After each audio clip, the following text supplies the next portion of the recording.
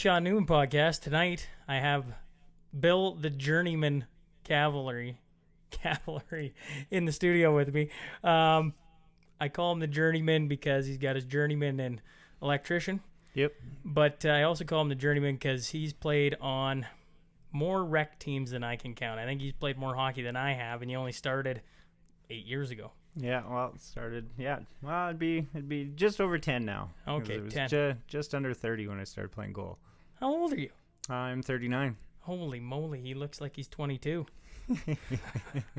Well, Bill is, if you don't know who Bill is, he's a husband, a father of 2, 8 and 9, a boy and a girl, that are 14 months apart. So what do they call those Irish twins? You're a dangerous man because that is a dangerous game to play. I'm playing it right now, and it's a busy life. Let's just leave it at that. Yeah.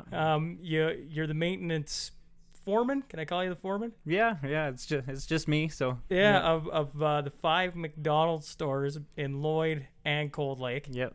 In your free time, you do some free diving for. Yep, for Lloyd Rescue. And fun diving. Yeah.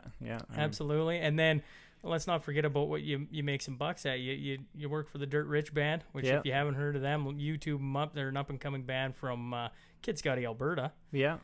And then you also work for Maz Entertainment. Huge shout out to Maz. Between you two, this is how we got all the audio for this thing set up. So I'm really excited to have you in studios. And we're going to talk a little bit about your goaltending prowess, maybe, if we can get you opening up here. So I thought we'd start going back because you didn't always play goal. So maybe let's go back to when you were young because you bounced around. You said you're initially from Ontario, then you move out to Calgary, then back to Ontario, and then back to Marshall, Saskatchewan. Yep.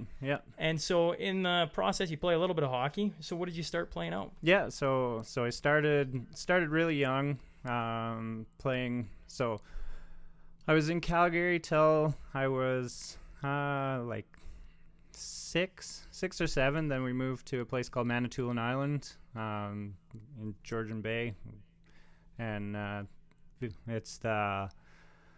What is it? It's the world's largest island on freshwater lake. So, okay. Yeah, big destination spot for vacationing in Ontario. Really beautiful. So we moved out there. My dad started a plumbing company of his own out there, and that's kind of where I started playing hockey. Pretty young there. Played a couple years there when we lived there, and then we moved to Barrie. And for some reason, I don't know why, I was in grade 3. My parents asked me if I wanted to play hockey, and I said no. I was like, I don't want to play hockey anymore, and I don't know why. And what position were you playing at that time? I was playing left wing. Left wing, left wing. Well, okay. when I was young, I probably played whatever. Yeah. I don't remember a lot of it, but I just didn't. I guess I didn't have the desire to play anymore. So, I played baseball when I was in Ontario. And then we were in Barrie for a couple of years. Both my parents worked at the hospital. My dad's a pipe fitter by trade, and so he was working in the hospital there, and then got the opportunity to come out here and work at the upgrader when they started building it. So oh wow, okay. Yeah, so we kind of ended up out here and been kind of, well, my family's been here ever since. Mom and Dad have been in the same house in Marshall since 91. So. Oh, okay. Yeah. So one of my rituals of before I start the podcast is I pull my teeth out because I've had them knocked out several times in hockey, and I've seen you do it now, and I know you got a story behind it. So that goes back to when you're a kid. Maybe you can shed some light on that and how you lost some teeth. So I wish it was a good story about playing some serious hockey and getting roughed up, and no, it was me and my brothers and one of my buddies playing street hockey, and me and my middle brother. So there's 3 of us.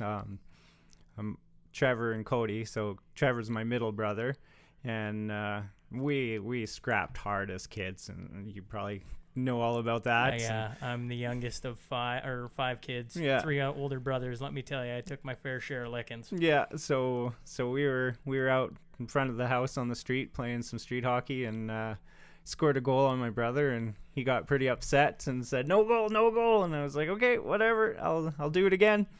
And so came back out. Don't remember exactly how it happened, but I scored on him again. And I was celebrating. I had my arms up in the air, walking away from him.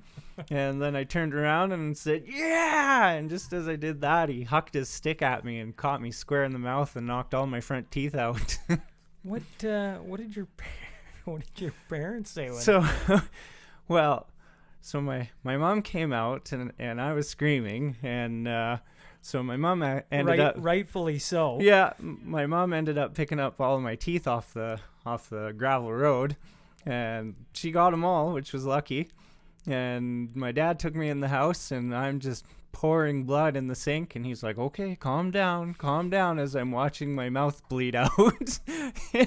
And so I was freaking out pretty good, and mom and dad took me into the hospital, and we sat there forever.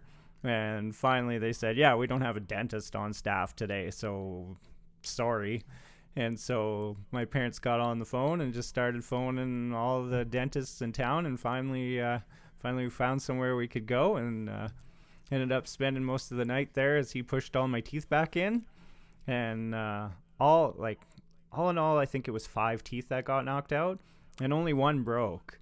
So he did manage to get the broken tooth back in, but eventually it died. So it was in there for probably 5 years before it kind of turned black and fell out, and I had to get a false tooth. I have too many dentist stories to go down that road, but what you're talking about, the road hockey, I have a vivid memory as soon as you start talking about kids and scoring and celebrating. I good friends still with the Whack brothers out in Hillmont, Curtis and Kyle, and I remember going to a birthday party, and every time you'd have a birthday party, they'd kick you outside and you go play. And as kids, we'd either play mini sticks down in the basement or we'd go play road hockey outside.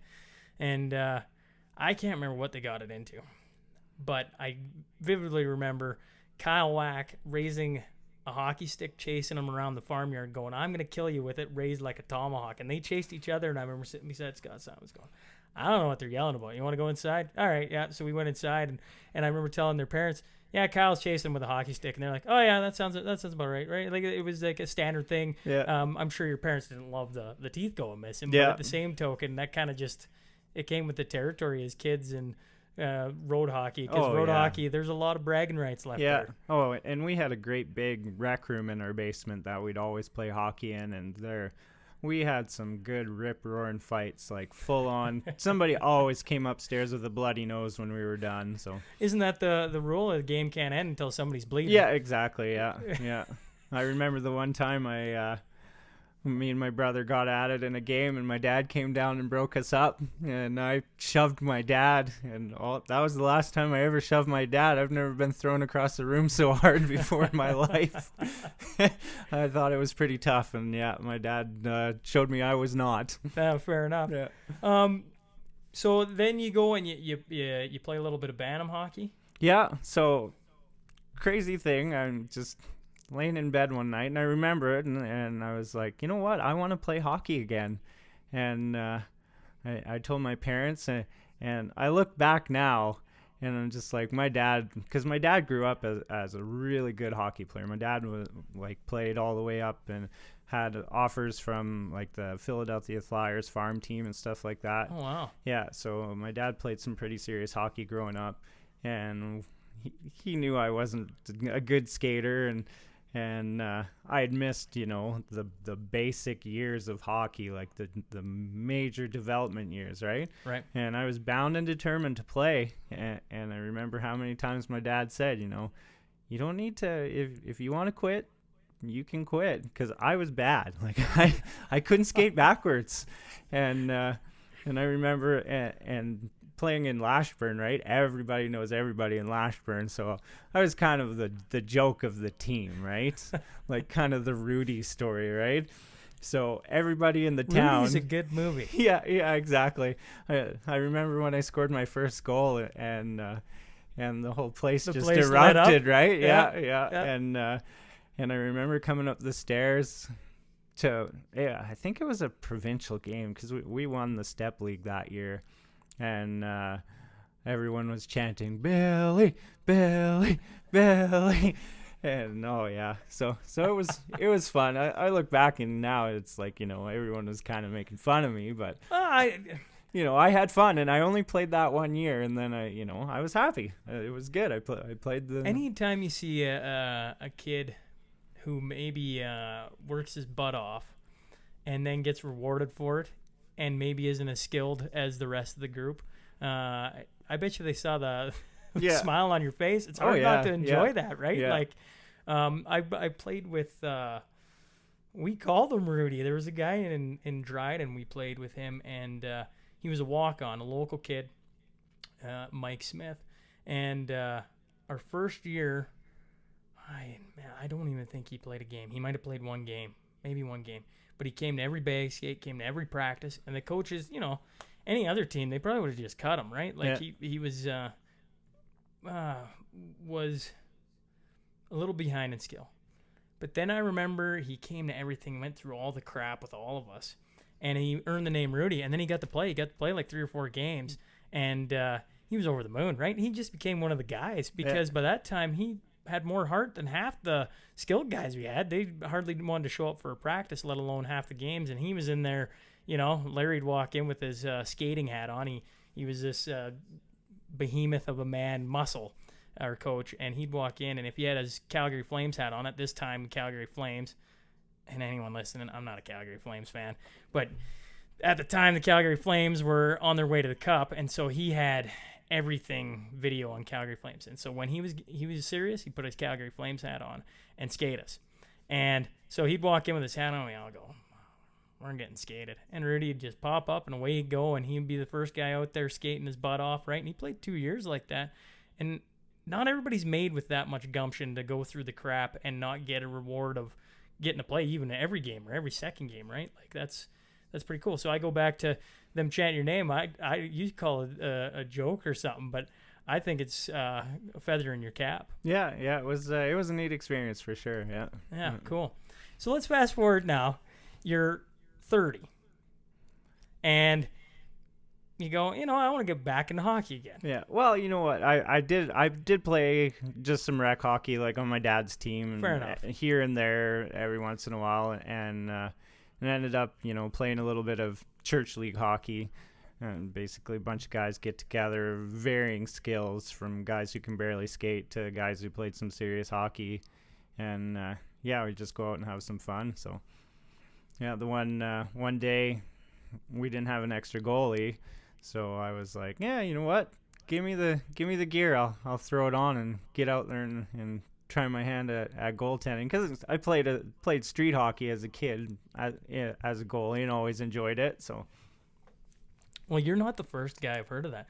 I can think of Kyle Wack is a guy who just picked up goaltending.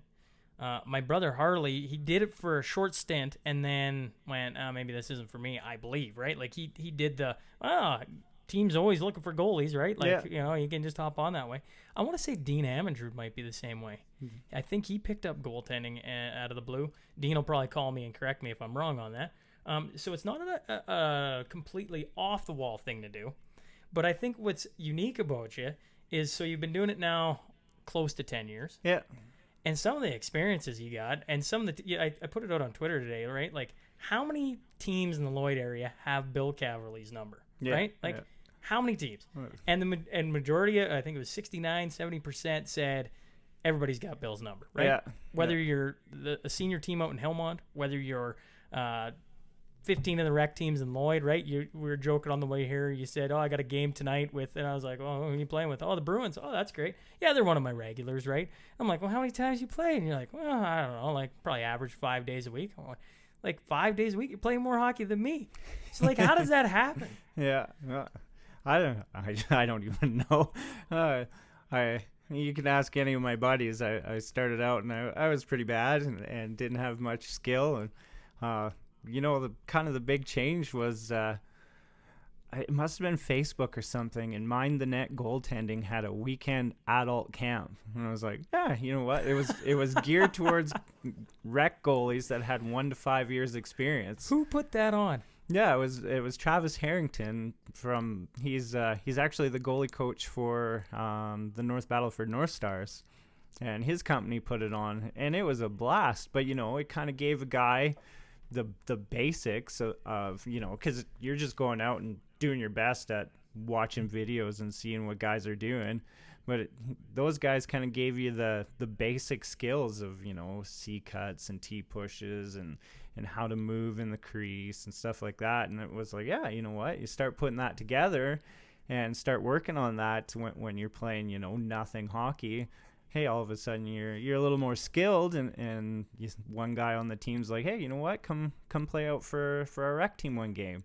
And so you get out with that rec team, and all of a sudden it's like, hey, your number starts getting spread out. And now I'm going from, I'd play once or twice goal, and then I'd play out a whole bunch, and, every once in a while. Now all of a sudden I'm playing like 3 or 4 games and not skating out at all. And now I never skate out. The last time I had my player skates on, I couldn't tell you. It's been such a long time. Now, going back to this camp for a quick second, because I don't know if I've ever heard of a company doing essentially a rec goalie camp. How many, was there lots of guys out for it? There was 12. There was 12 guys out for it? Yeah, 12 goalies, and there was 4 instructors. Wow. So, it was really good. So it was 3-day camp. It was like a weekend thing, Friday, Saturday, Sunday. And did they just put it on once? They put it on a couple times, and actually there's one happening in Lloyd that Dwayne Kuikinger put together here with top prospect and goaltending. No kidding, for rec goalies if they want to come out and just kind of sharpen up some skills. Yeah, exactly, yeah. Oh, no kidding. That's pretty cool. I didn't know they did. I always assumed that goalie camps and the camps in general were geared towards, developing young kids to play, and eventually you just hit a age and you kind of cap out, I guess. I didn't realize they were still putting those on. Yeah, so they do the development camp during the day, and then in the evening they're coming to do the old guy beer league goalies. I bet you that was great watching. Oh, yeah.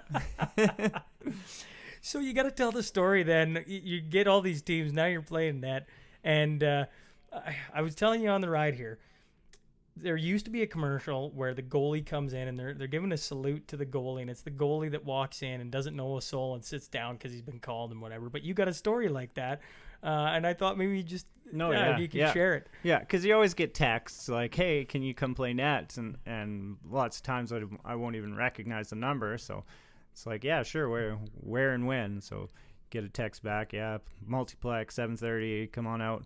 I'm like, okay, yeah. I'm like, no idea who this is. I'm sure I'll recognize whoever it is when I get there. So I'll get to the rink and walk in the dressing room. It's like, you guys are the guys looking for a goalie? It's like, yeah. So get dressed, and still nobody in the room. Don't recognize anybody in the room. And it's like, okay, well, maybe somebody on the other team knew the other team was looking for a goalie. Get out on the ice, look at the other team. No one. Like, literally play a game, didn't have a clue who was on the ice. Like, never seen anybody before. So didn't know a soul. Go out, play, and then it's like, hey, thanks for the game. See you guys later. Like, did you at least ask, like, hey, how'd you get my number? No, didn't even ask. No, just hey, play, yeah. Check you guys later. Thanks for the game. Obviously, you got my number if you ever need me again.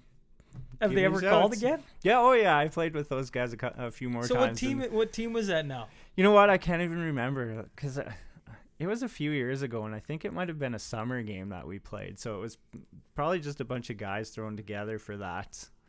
But it's happened a few times where I've shown up, and definitely there's been times where I went out and didn't know a soul, never played with them again. And I don't know if it's because I sucked and they didn't want me back. That's like so unique though to a rec goalie, right? Like I still play senior, but I still have a list of like when our backup goalie or our main goalie, right? We got 2 goalies. When one of them can't make it, there's like a list of just like goalies' numbers that I've got to know through the Lloyd area over the last 8 years I've been doing it, right? Yeah. And you're right on that list. You're number 2. Yeah. Right? You're number 2. It's just like, well, if he can't make it, call Bill, right? And usually between one of you two, it's bang. There's there's 3. There's you, there's Dean Amandrew who lives right in Helmont, and there's Mustard. Yeah. The 3 of you show up anywhere, anytime, right? And it's like, you need those guys in hockey because there ain't nothing worse than you got a rec game going on, you got a scrimmage, you're just practicing. You want something to shoot on. Yeah. And you show up and you got 1 goalie. You got no goalies, and now you're hitting posts. Like in hockey, that's about as bad as it gets. Yeah. there's nothing worse than not having a goalie. Sometimes I feel that a shooter tutor would probably be better than me sometimes. You've come a long way. Like, I haven't been out to noon hour skates in a long time, but the last time I was out, you were all out there against me, and I mean, the boys will joke out at the room that I get stonewalled all the time, but you were stonewalling me. And the last guy to do that at noon hour was Dean Stark. He seems to have my number right now, but you were stonewalling me, and I was going, Bill's got my number right now. Hey, he's been taking some lessons on the weekend or something. Yeah. You just even, it's just for fun, but you always want to make yourself better, so you're always watching videos and trying to make yourself a little bit better. And I know, my career's not going anywhere other than beer league, but it's fun to always improve and get better. I was curious actually about that. I was saying to the wife when I told her I was having you on that we just started, Ken and I and a couple of my brothers and a couple others started doing Brazilian Jiu-Jitsu. And I've never done anything remotely close to it. And in my lifetime, I don't do well at things I'm not naturally good at.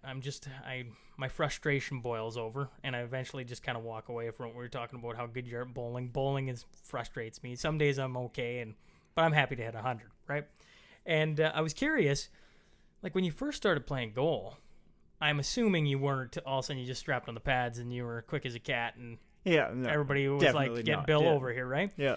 And so is that something that you had to work through, or has that never really bothered you at all? I think I kind of always played, well, to start off with, playing just with guys who were kind of same skill level in hockey. That didn't really matter at all. So it didn't matter if you let in 100 goals, because especially with that type of hockey, because you've got guys who, were literally falling over, could barely take a pass. The puck would hit them and they'd fall over. And so that was the best time to be able to get better, because you had nobody to be mad at you if you let a goal in. It didn't matter at all. And then you start getting a little better at that, and then all of a sudden, somebody calls you, hey, can you play this rec hockey game? And it's like, well, I don't know if I'm good enough to do that. And that's where you kind of get a little bit nervous, right?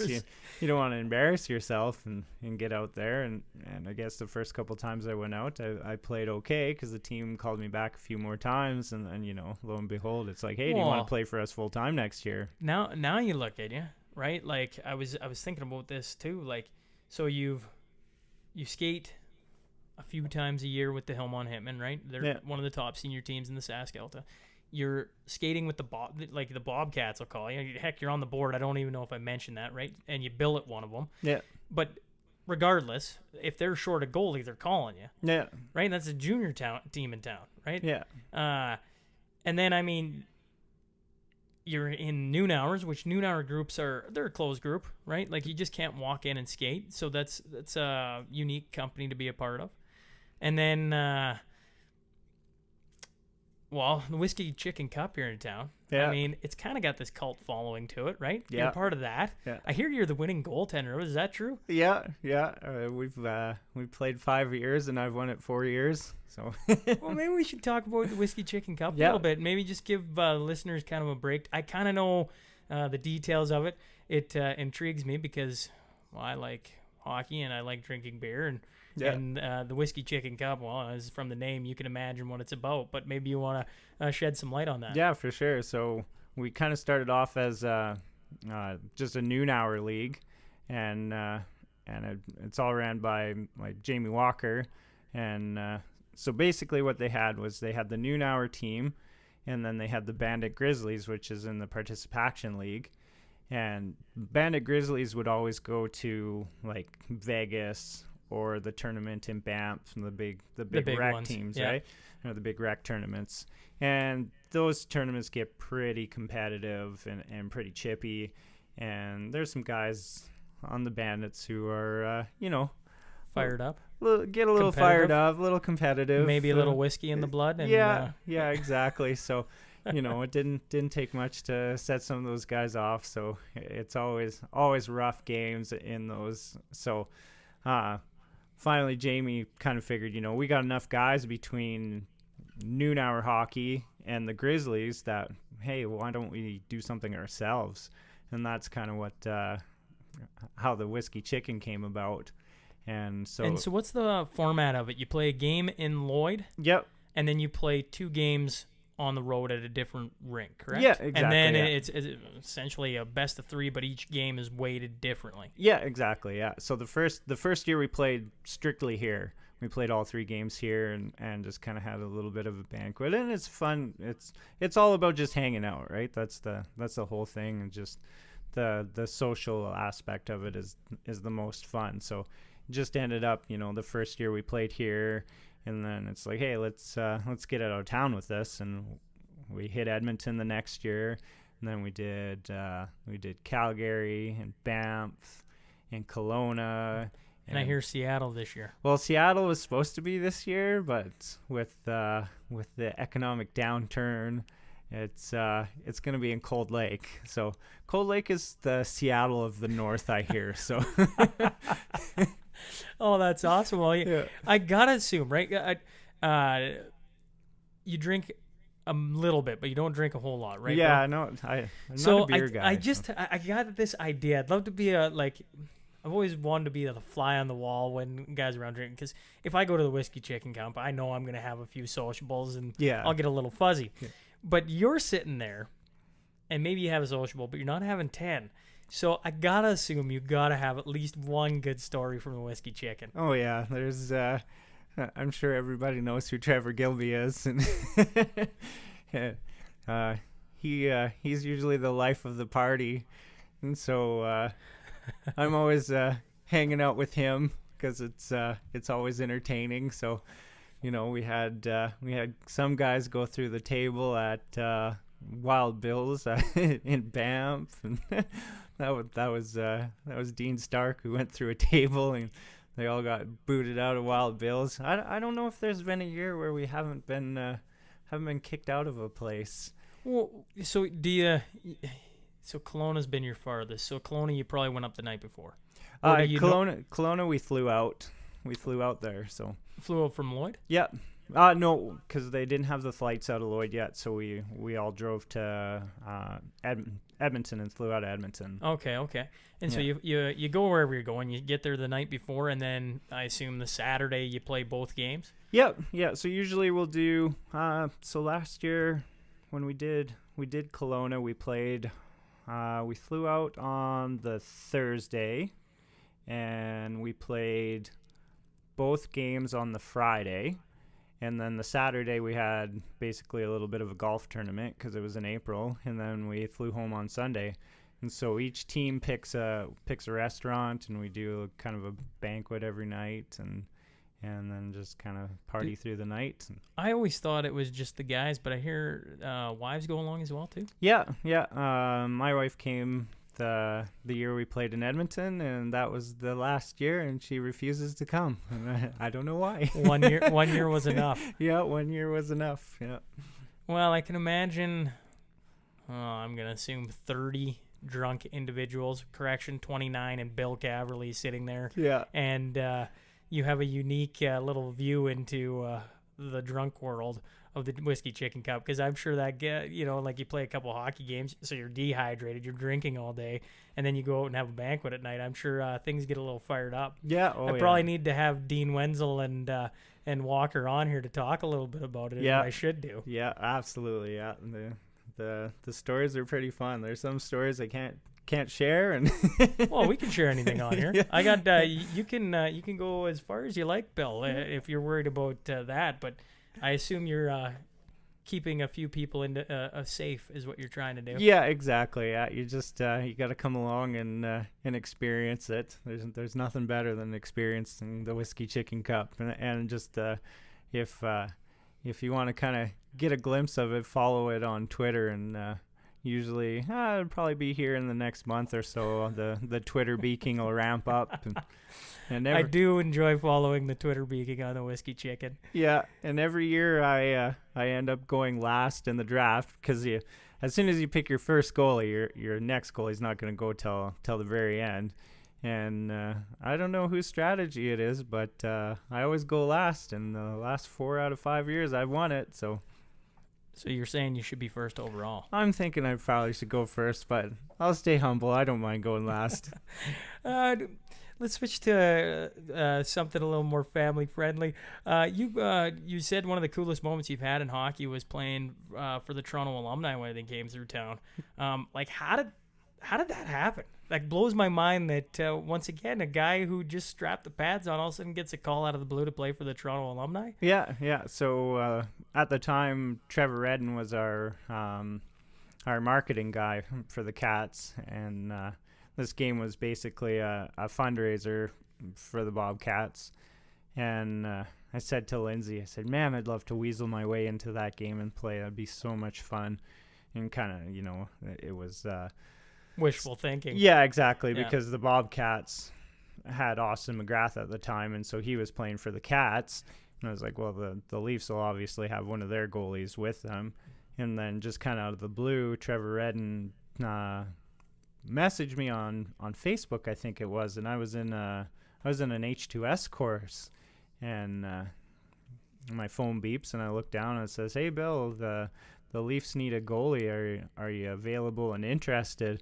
And I sent him a message back. I was like, "That's kind of a stupid question, isn't it?"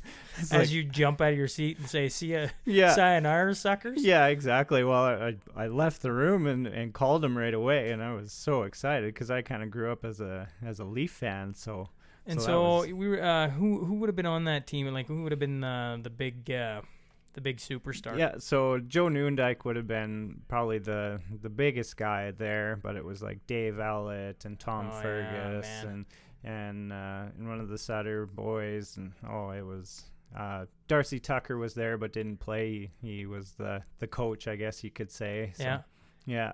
So what was the room like during that game? I mean, I know it's all for fun, so it wasn't like they were strapping it on, getting ready to play Game 7 of the Stanley Cup Finals, but what was it like sitting in that room with a bunch of NHL superstars? I mean, Newendike's won a couple of cups, right? Yeah. That's pretty high company to sit around with. What was that like? Well, I walk in the room, and most of the guys were already in there, so I'm just in awe.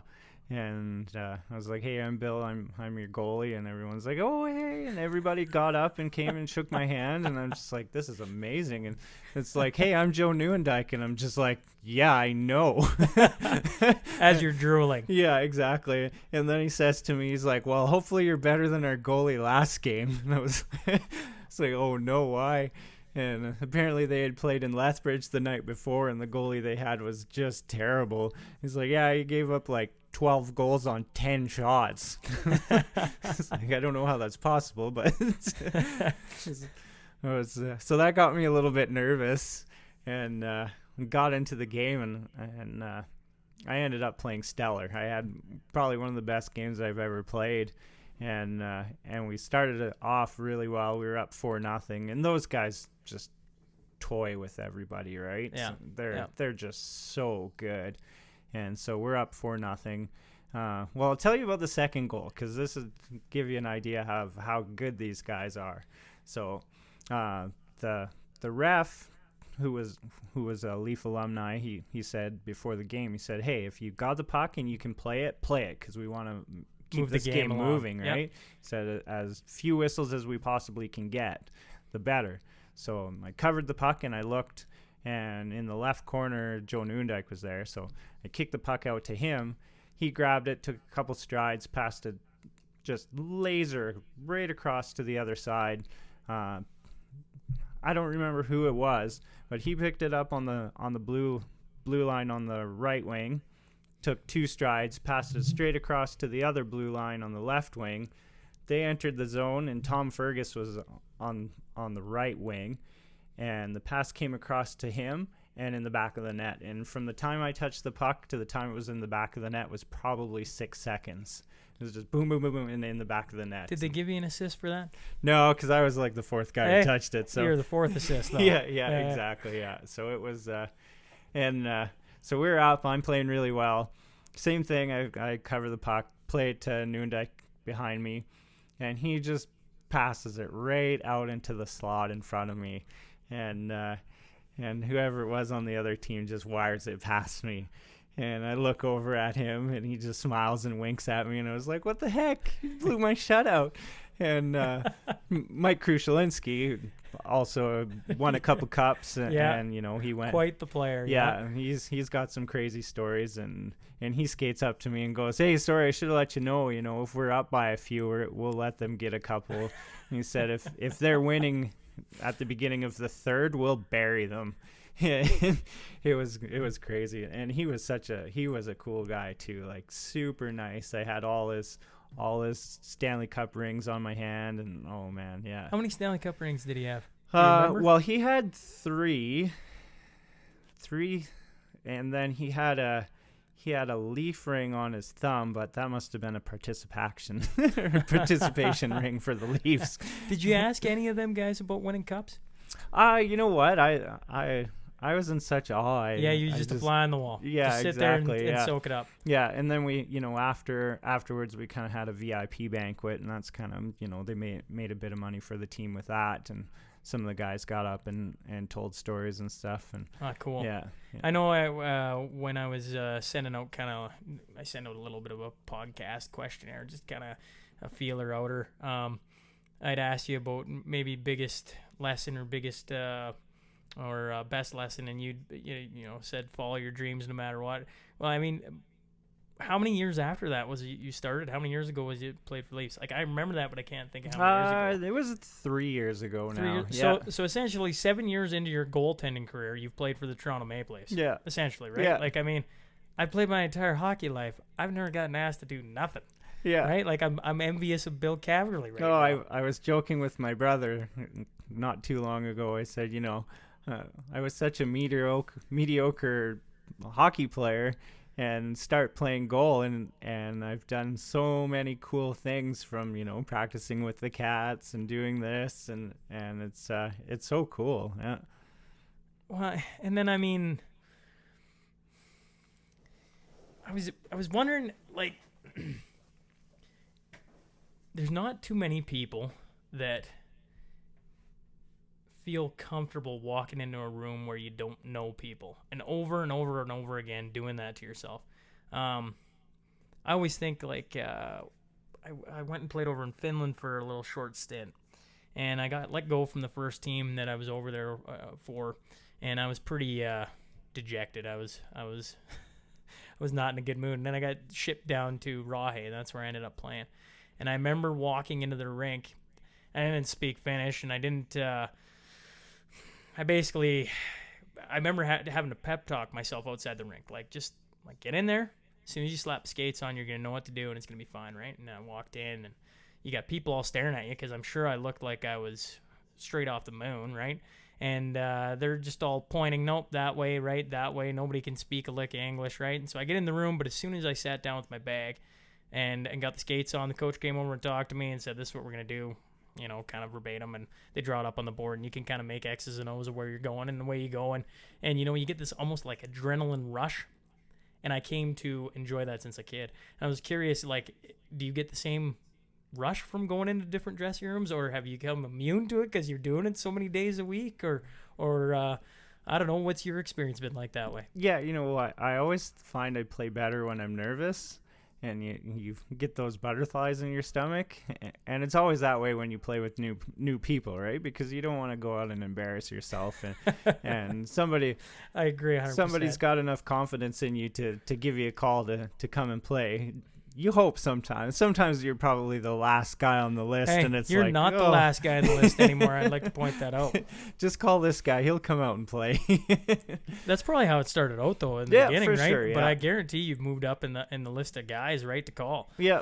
And part of that is because you're so freaking just text Bill. 2 seconds later, Bill's like, oh yeah, I'll be there. Yeah. Oh wait, I played the game before. Screw it, I'll play a second one. And you'll go there and you'll play 2 in a row. I don't know of a single person who does that. Yeah, I did that last night. I committed to 3, but the first team actually texted me back and said, oh wait, well, I think our other guy's gonna make it. And I was like, oh, okay, good. I was kind of happy because that would have been. I just played in a triple overtime game, and that's your Monday night. Yeah. Right, like. You're nuts sometimes. Like, where do you find... I asked Ken Rutherford on the first episode that I did, like, where do you find the energy to do that? Like, most people like they play Monday night, and I go out I have a couple beers, and that's what I do, right? Yeah. And then the rest of the week, I'm not giving up a night. You're doing this, I don't know. Like, I'm sitting here listening, I'm going like, all the stuff you do, my head kind of hurts at times. Like, where do you find the energy for that? I don't know. It's hard to say. It's I love it, right? So it's Love being busy then. yeah. Well, it's always fun when, especially goaltending. I have such a blast, and it's probably my best getaway from the world, right? Your day-to-day stress, especially when I own my own company. It was nice to get out on the ice, and I think that was the only time I was able to, shut my brain off And clear your head. Yeah, and not think about work, because as soon as you get home and lay down in bed, you're thinking, oh, okay, what do we got to do tomorrow? Or get out on the ice, and it's just it's freeing when you're out there, right? Actually, Ken and I, once again, were talking about this jiu-jitsu class. And when you got a big man laying on you trying to essentially tap you out, you don't think about much either. And Yeah. It's a different type of therapy. And it's interesting, you got to find ways to get rid of stress, because, I mean, there's a lot of stress in life when you're married and you got kids and you got a job and you got a mortgage, and it all can build up, right? So you're using it as a therapy then, I guess. Yeah, for sure. That's totally it. It's just it's the best time to get out, and that's my own time, and you're just thinking about hockey, and that's it. Well, we've hit 41 minutes. Yeah, and so I told you when we first started this that I was hoping for half an hour, or if we could go longer, we could go longer. Yeah. So the last question I was thinking about was, so we put it out on Twitter, how many teams have Bill's number? And the majority said everybody's got Bill's number. So who haven't you played for now in Lloyd? And I'm hoping eventually they're going to listen to this, and they're going to go, well, we got to get Bill out. Who haven't you played for, and who do you want to play for? Because that must be your target now, right? Well, I haven't skated with, I don't know, Team X. Who's Team X? Yeah. Oh, man. That's a tough question. I haven't played with any of the... I haven't played with the Bandits. Well, shout out to the Bandits. I mean, they're part of the Whiskey Chicken Cup. Help a brother out here. No, like the Junior B team. Oh, yeah. The Junior B. Yeah, well, I in definitely that case, played for Bandit Grizzlies before. Well, in that case, I got Greg Buchanan. I'll see if I can hook you up. Yeah. And get you out with the Bandits. That's a fair point. Well, I know Will Granger's been out practicing with them, because we were kind of beaking each other a little bit, and I said, hey, maybe someday you'll be good enough to bump up to Junior A. Oh, that's too good. Yeah, and Will's a stellar goalie, so it's his skill's probably better than mine, that's for sure. So absolutely. Well, so the Junior B Bandits, is there a rec team you haven't played with, like that? You play them and you go, geez, there's one guy that's never called me, probably doesn't know me from a hole in the ground. Yeah, you know what? I can't even think. I don't know if I've played for Triton. So that's Todd Clark's team. Yeah, Todd Clark, yeah. Yeah, and Todd was my goalie when I played in Lashburn, right? So okay. Yeah, another going all the way back to that. And I remember joking after the season was done, Todd had more points than me. Because I think I had 3 points that season and he had 4. So but I also said he had a lot more ice time than I did. So well, that had to have been it, right? Yeah, exactly. That's right. Yeah.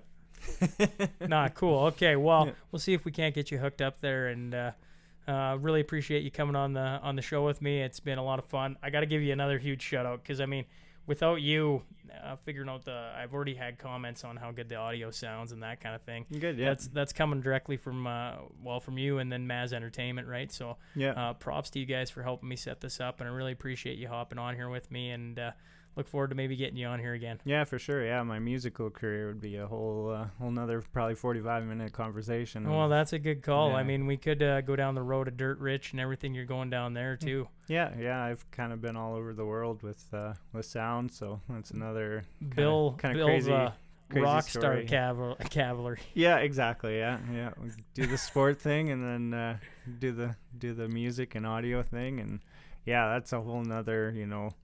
I got myself into some pretty pretty Wow. crazy, amazing events. And Well, what's the biggest event you got yourself into? I mean, we got a little bit of time here. yeah, well, I did a cross Canada tour with a band called Starfield and Jake. That was that was 2001, 2002. We did 49 shows in 60 days. I saw every city in Canada, which was really neat, up and down every single province. We started in Victoria, went all the way to St. John's, and came back. No kidding. Yeah. And now, what was the band's name? Starfield. They're like a Christian rock band. Christian rock band. Okay. And then another band called Jake, and the Jake was the headlining band. Are they both still going then? Starfield, Jake. No, they had some unfortunate lawsuit with their name with a little band in New York who had already copyrighted that name. Oh, no kidding. And so Jake, like, they were, Toby hates when you say they were a boy band, but they were a boy band, and they had a top 10 hit in the U.S.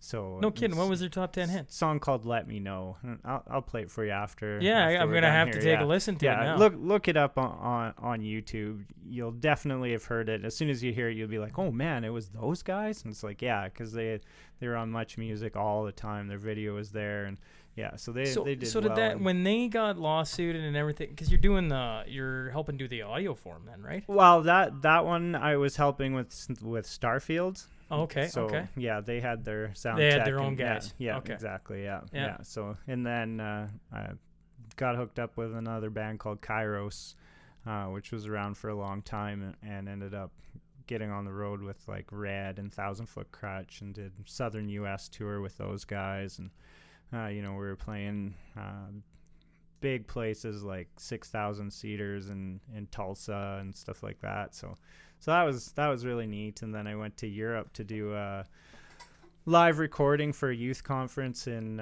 Romania, which was an absolute blast.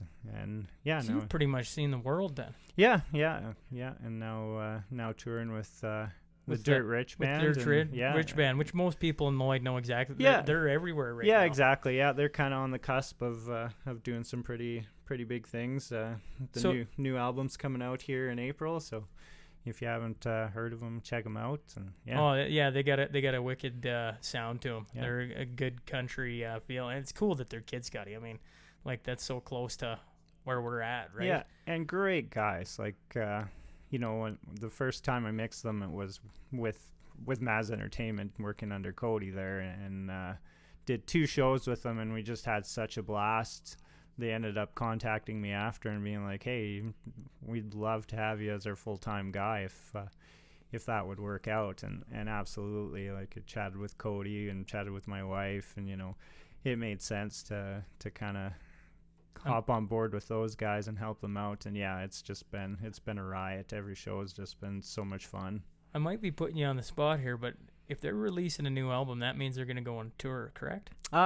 Yeah, little bit of touring here and there. So all those guys still have full-time jobs. Oh, okay. Okay. So it's kind of, we're still weekend warriors, I guess you could call us. So yeah, we're heading to Kelowna here on the first weekend in March, and picking up a couple shows along the way there. So we'll leave kind of Thursday night and be back for Monday morning. So.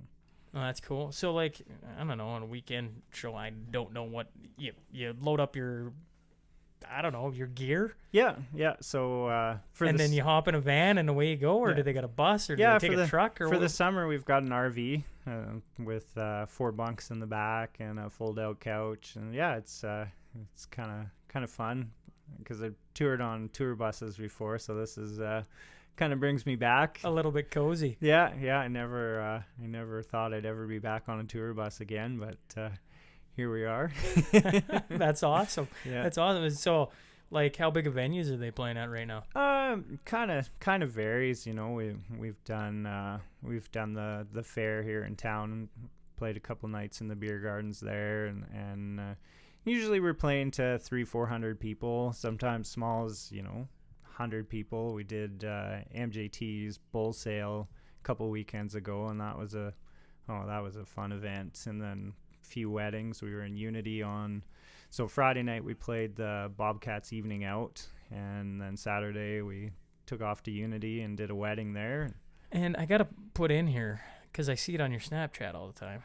In the middle of all this, and your kids, and your wife, and your work, as you're running from Lloyd to Cold Lake with McDonald's maintenance that I can just imagine happenings and the calls that are going on there, you're working the casino too all the time, right? Like you're doing the music at the casino on several nights a week. Just Thursday, Friday. So Maz Entertainment, we got a 3-month contract there to DJ the Friday, Saturday nights. So do you ever sleep?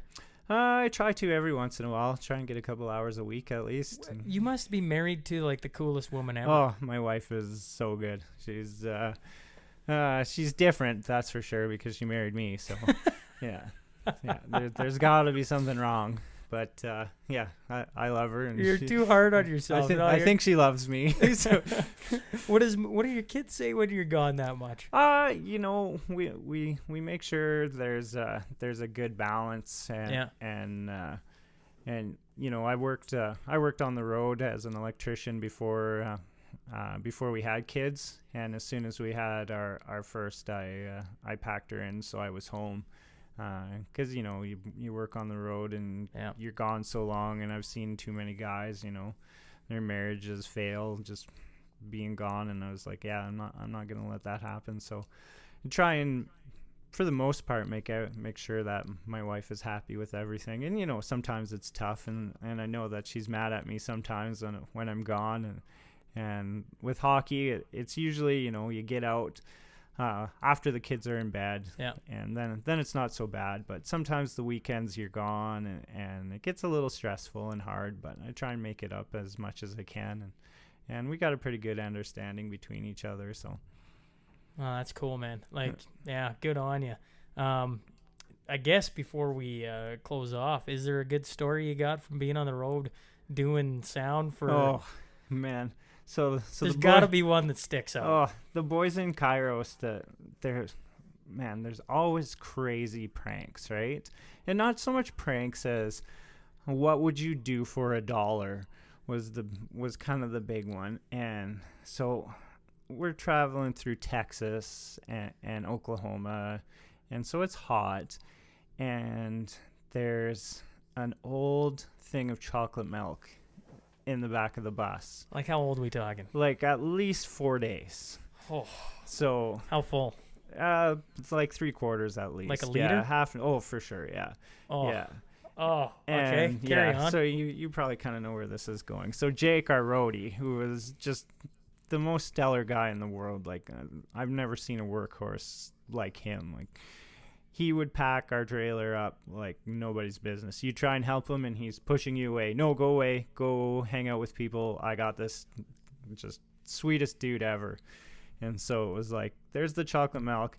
Hey, Jake, you want to drink this for $1? And he's like, oh, yeah, okay. So it's one of those things where you can't back down from the challenge then, essentially. Basically, yeah. So we're in the parking lot in I think we were actually in Tulsa or Muskogee, one of those two places. And so he just like a champ grabs it and chugs it, and he was puking all over the place, and it was crazy. So another good story. I wasn't there for this one, but this is probably one of the best stories I heard. So Kairos was touring with like a glam rock band called Blessed by a Broken Heart, and like 80s metal. They had the long hair, the whole bit. And so they have this ongoing crazy prank war between each other. And so the one night right before the Blessed by a Broken Heart gets up on the stage, the Kairos guys go and piss in all the smoke machines. So literally they're being fogged by the urine of the Kairos guys. And you could see them like... Barry's like, these guys are looking back at us because they knew exactly as soon as the smoke machines go off, like, what is going on? So it was kind of endless that way. I don't know if you listened to last week's with my father, but I don't know what it is with guys and peeing and things. Last week it was peeing in a humidifier. Yeah. And the poor guy, right? Like, exact I can't same imagine thing, the smell that would come out of that. Yeah, and the best thing is you're on stage. Yeah, you in can't do front of anything, right? 1,000 people, and you just have to keep going. You got to roll with it, right? Exactly. You got no choice. You're not stopping in the middle of it. So Imagine being in the first couple rows and going like, what is that smell? What is that? Somebody pee somewhere? Yeah, for sure. Yeah, but yeah, the Kairos guys, we always had like grab a guy and hold him down and take a vacuum to his nipple. Stuff like that. And yeah, it was never ending. Well, you get how many of you would be on the road together? The first tour I did with Jake and Starfield, there were 12 of us in a tour bus, but it was a full size, Yeah, but still 12 guys on the road together for how many days did you say? That was 60 days. 60 two, days. 2 full months, yeah. I would just like being on top of each other. Yeah. By the end, you'd need to do those pranks just to get off a little aggression. Yeah, exactly. Yeah, you had to have a pretty close relationship with the guys. You always had your bunk that you could go and lay in to kind of get away from everybody. And with the Kairos bus, we had like Xbox and stuff up front, so you could sit on the couch or go hang out in your bunk, or you could get a little bit of space, but not really. You're still right? around like you're everybody trapped the whole too. time. It don't matter how nice of a travel bus you're on. That's cool for like the first 5 days. Yeah. And then by the 5th day, you're like, I just want to go in a hotel room where they can't even touch me, and I just lock the door and have a good sleep. Yeah, exactly. Yeah. Well, everybody's kind of always like, "Oh man, that must be fun! Such a cool vacation." It's like, no, you work hard. Those tours are hard work. You wake up and you don't know what day it is. You don't know what city you're in. I remember we played in Calgary, and we played at Mac Hall at the university, and so our tour bus was parked right in the middle of campus. And I walk out to the front of the bus and I look, and it's like, man, there are people everywhere walking past our bus, and I had no clue where we were. Then I realized I'm in my underwear. I'm sure most of these people can see me standing here. So, kind of in a grog, I go back and get changed, and I was like, where are we? And it's like, oh, we're in Calgary. Oh, okay. But the cool thing was on some of the big tours, when you get to the venue, the tour manager had it posted on the wall as you walked into the venue. Today is whatever day. This is this town. And then had the schedule for the day, and then it would tell you what the schedule for the next day is. You were traveling this far to this place, and this is where we're playing. So you kind of always knew where you were and what day it was. But on that 60-day tour, it was just a blur. You didn't know. Most days you're just like, and you didn't see anything, right? Like I played in Charlottetown, PEI. I never saw anything but a venue. Same with Halifax, Nova Scotia. Didn't see anything but the venue. I got our bus driver to wake us up when we went across Confederation Bridge because I wanted to see it, and that was like at 5:30 in the morning. And so some of those days are hard, but days like Montreal, where we had a little bit extra time, we got to tour old downtown, and then St. John's, Newfoundland, we had a full day off the next day that we stayed there. Most days off were travel days, so you were just stuck on your bus doing and staring out at the scenery. Yeah, but for some reason that day we had off in St. John's, we had some good friends who lived out there, so I went and hung out with them for the day, and they toured me around. And St. John's is beautiful. Yeah, it was really good. Back in 2006, I biked Canada with my brother, and then one of his best friends from college's sisters, Lori. She was a awesome chick. I believe she still bikes quite a bit. But the Confederation Bridge was one of the very few spots they wouldn't let us bike because it was such a long stretch. The weather could change so rapidly out in the middle that you could get stuck out there or blown off. And so we actually had to take, they gave us a free van cab, I guess, across, strapped our bikes to the back and drove us across it. Yeah. It's one of the very few spots they wouldn't let us bike. So that was, that Confederation Bridge is monstrous. Yeah, it was really neat to see. Yeah. Okay. Well, once again, I'll wrap it up this time. Really cool to have you on. Really appreciate you coming here and sharing some stories and being a part of this with me. Yeah, it was lots of fun. Anytime. Yeah. Awesome. Yeah, Thanks, right Bill. on. Thanks. Yep.